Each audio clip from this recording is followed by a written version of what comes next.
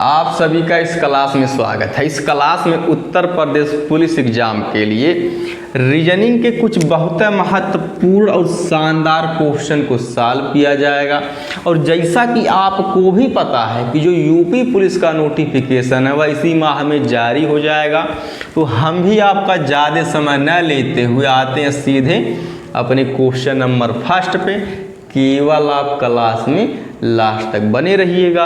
तो हमारा पहला क्वेश्चन ये बोल रहा है कि उमेश सतीश से लंबा है, सुरेश लंबाई में नीरज से छोटा है, किंतु उमेश से लंबा है, उनमें सबसे लंबा कौन है। तो हम भी ज्ञात कर लेते हैं, तो आते हैं भैया ज्ञात करते हैं।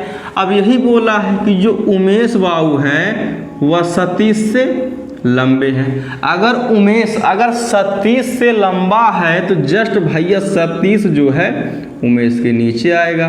कहा कि यही तो बोला है कि उमेश सतीश से लंबा है। अब पढ़ते हैं आगे। सुरेश लंबाई में नीरज से छोटा है किंतु उमेश से लंबा है। अब भैया यहाँ पे लग गया है किंतु। अब ध्यान से इसको पढ़िएगा। इसमें यह बोला है कि सुरेश लंबाई में नीरज से छोटा तो है किंतु उमेश से लंबा है, यानी कि जो सुरेश हैं वह उमेश से लंबे हैं। तो भैया सुरेश इसके जस्ट ऊपर आ जाएगा। लेकिन ये बोला है कि नीरज से छोटा है, यानी कि जब नीरज से अगर ये सुरेश छोटा है तो जस्ट इसके ऊपर भैया नीरज आ जाएगा। अब क्वेश्चन में ही बोला है कि उनमें सबसे लंबा कौन है, तो आप खुद देख सकते हैं कि सबसे लंबा नीरज है। लेकिन अगर छोटा पूछता तो भैया सतीश इसका आंसर होता, लेकिन लंबा पूछा है तो नीरज इसका आंसर हो जाएगा, जो कि ऑप्शन नंबर हमारे डी में दिया गया। केवल आप लास्ट तक क्लास में जुड़े रहिएगा, एकदम एग्जाम के अनुसार क्वेश्चन इस क्लास में रखा गया है, बाकी लास्ट तक बने रहिएगा। अब हम आ जाते हैं अपने नेक्स्ट क्वेश्चन पे। तो जो हमारा नेक्स्ट क्वेश्चन ये दिया गया है कि एक कक्षा में वैभव ऊपर से 16वें स्थान पर और नीचे से 49वें स्थान पर है, तो कक्षा में कुल कितने विद्यार्थी हैं हमको ही ज्ञात करना है। तो हम भी ज्ञात कर लेते हैं। जैसे कि अब इस क्वेश्चन में जो वैभव भैया हैं, जो इनका स्थान दिया गया भैया ऊपर से, जैसा कि आप भी देख सकते हैं। तो ऊपर से भैया जो इनका स्थान 16वां स्थान है, लेकिन नीचे से 49वां स्थान है। तो भैया जब नीचे से जब इनका 49वां स्थान था हम भी लिख देते हैं। अब क्वेश्चन में ये पूछा है कि कक्षा में कुल कितने विद्यार्थी हैं, तो पहले हम इनको लेते हैं जोड़, उसके बाद फिर समझेंगे आगे। अर्थात 9 6 15 के 5 हाथ में लगा 1 4 1 5 1 6, यानी कि आ गया 65।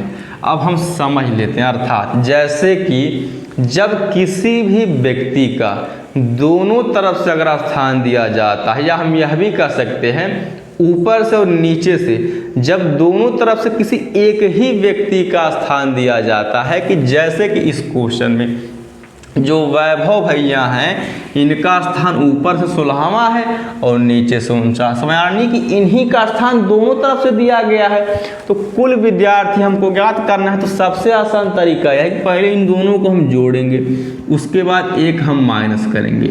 अब हम एक माइनस इसलिए करते हैं, यह भी हम समझ लेते हैं।